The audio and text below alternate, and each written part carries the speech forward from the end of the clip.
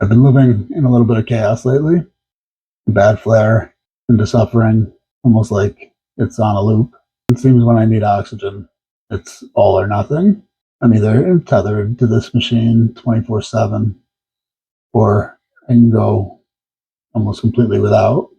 I've realized that's kind of my personality, all or nothing. I needed to find something. It turns out there's balance, which I guess I'm still working on. Luckily for me, my guide, Quinn, saw this as well, as he read my aura the last time we met. He could see I was in bad need of balance as well. He provided me with a soul code, which has really, really brought me pretty far out of this flare, improving every day, and not on this thing 24/7. Just after one or two sessions, I started writing something that I didn't realize was related to balance or any of this, just kind of trying to empty my head.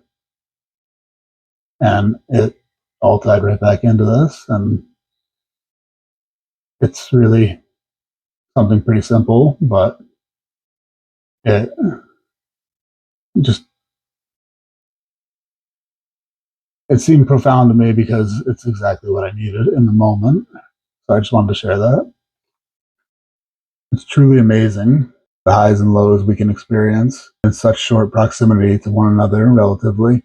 This is what fully committing to becoming a neutral observer may eliminate. The question I ask is, if I can fully become a neutral observer, a Chinese farmer, do I sacrifice a feeling of such relief and ecstasy of the contrast of the process? Am I willing to trade that feeling for just a stable good? I'm operating like a pendulum right now, swinging between suffering and ecstasy, from one extreme to another. If I were to ask this question from the back of the, or reverse side of the pendulum, the answer would be obvious. Yes. Asking from the ecstasy swing brings hesitation. I still know the correct answer, but I'm fully aware that this feeling is one of sudden drastic contrast. This feeling comes with the stipulation of gravity, of the law of balance. Do I sit here today and make a conscious, aware agreement with myself and spirit to release ecstasy, release suffering, for stable? When I write it out, really process it in my mind and on the paper, it's an obvious answer. I've always chose the extremes to feel everything as deep as possible, not fully aware of what that choice really meant.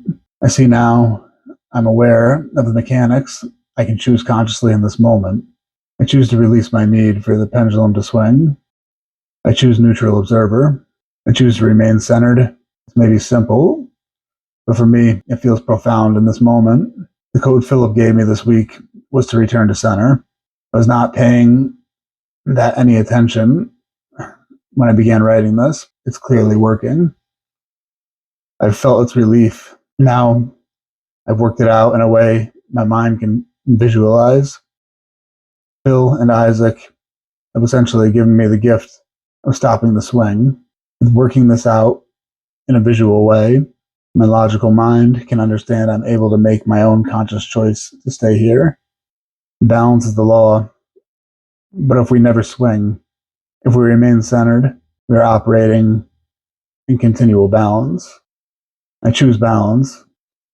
I release contrast. I release contrast highs and lows. I feel very good today.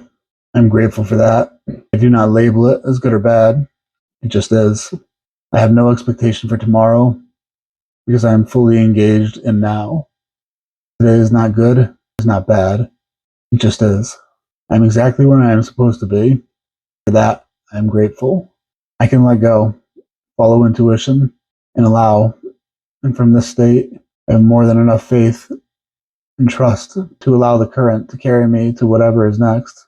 This simple realization feels like a profound moment of understanding. I'm so very grateful for this.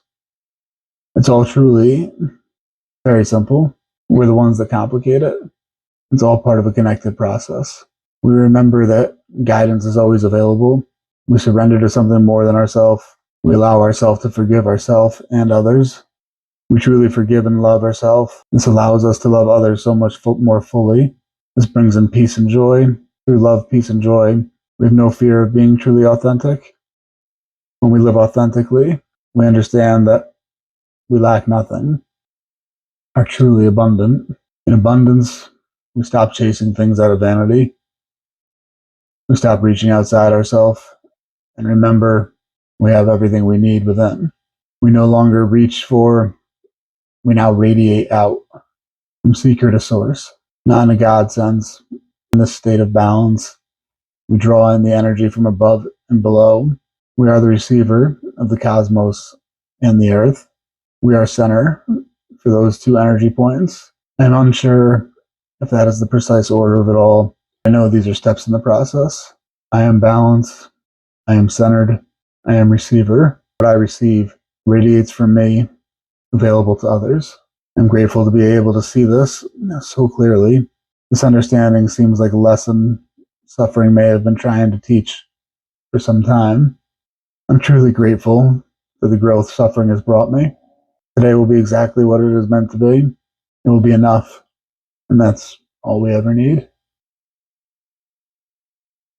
I understand that's putting a lot into something that is really very simple.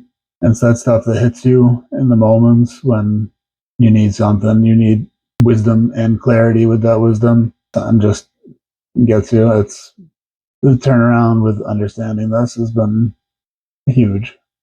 I keep improving day by day. Hopefully, be more regular with videos and do some more fun ones. And I'll see you guys soon. Thanks for being with me.